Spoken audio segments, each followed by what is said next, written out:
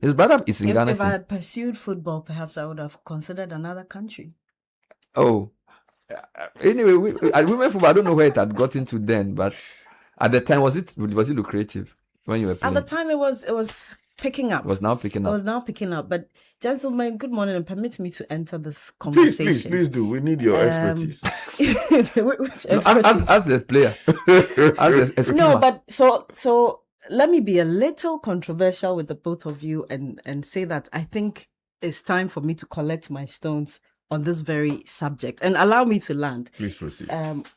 Weeks back, before the World Cup, I remember saying, and particularly Sky said I was being unpatriotic.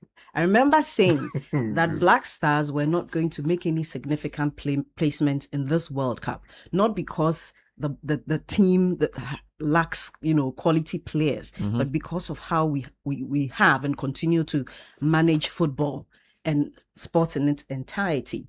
I understand that at the time, there was the build-up.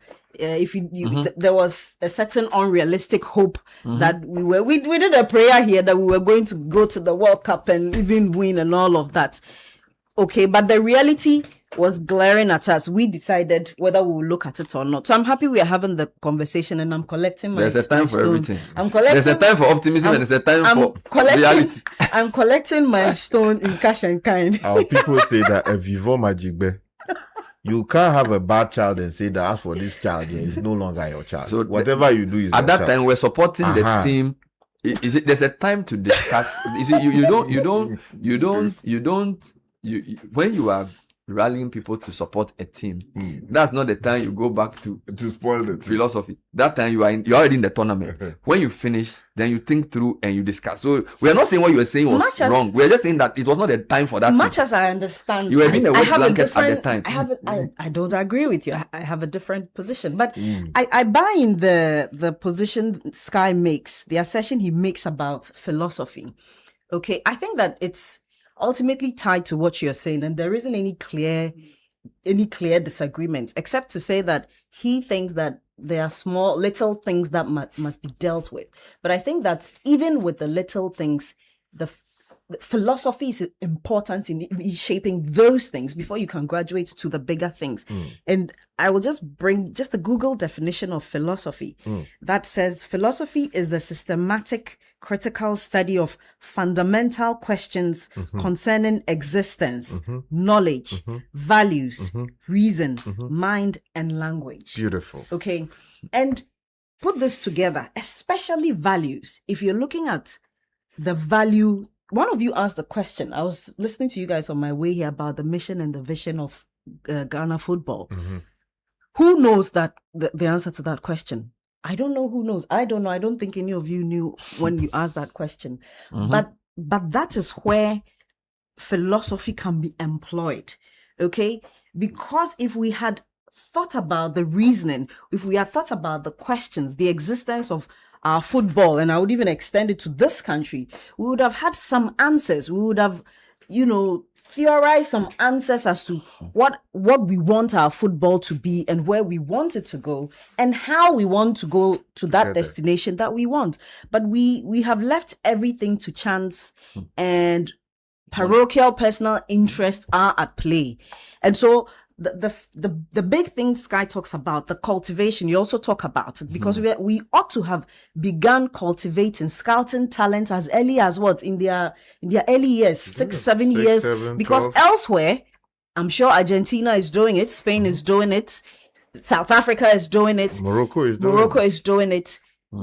There isn't any proper cultivation. If you look at the talent, if you look at even the infrastructure, are we really building infrastructure that says that in the next 10 years, we want to be not only the winning team, but the destination of football in the continent and in the world? It's a total mess. And so the hope, the president is also entertaining the hope that you guys had before that I'm sorry, I'm not beating down, but that hope I had the president entertain, I also felt was a bit misplaced and was unnecessarily unrealistic, very aspirational, especially if he has not admitted or commissioned an overhaul of the current system for him to even say that with the reforms that we are implementing in football, we believe that in X number of years we'll get here.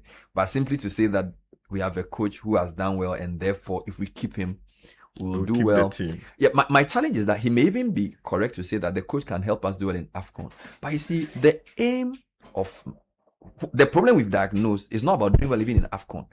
It's about creating a system. That's what is pinning me, that he seems to be buying into this short-termist, Black Stars have done well at AFCON, so let's do better. You get me? He has not been. He's not. I don't know how to put it. It should be about resetting the system. Thank you. That's the point. Thank you. Football must be reset. And I don't think he has averted his mind to the rot which has led us to this level. I don't think he has averted his mind to that. And indeed, I was expecting the president to apply the reset agenda to football as well. I don't know the advice that he's getting from his sports minister and the GFA, etc.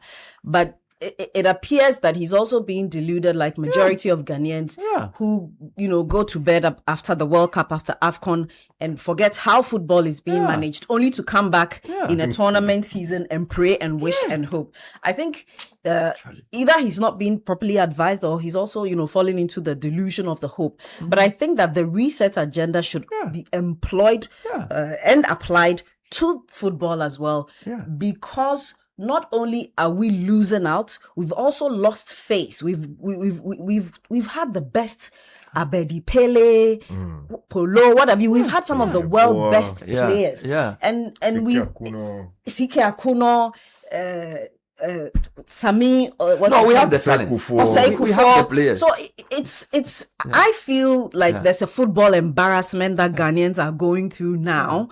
But we just apply this bandage of hope anytime it's football time, it's AFCON or it's World Cup, and then we get on. We hope, and not much comes out of the hope, and then we get on with it. But we have to perhaps demand the love that the enthusiasm that you guys express here over Black Stars, and even bring that European energy here. And perhaps we should start demanding more accountability. And the word Sky used, a reset with our football, because our football is in shambles. It isn't getting any better, and it's embarrassing. And I need to add to what you see. The reason this is important is that, unlike some countries, we actually have talent.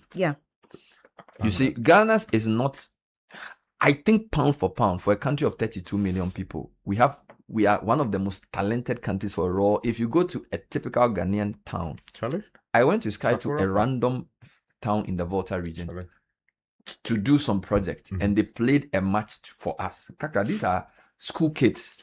I mean, it was, and they are not even professional footballers. So the talent is there. Look, if you go on any plane,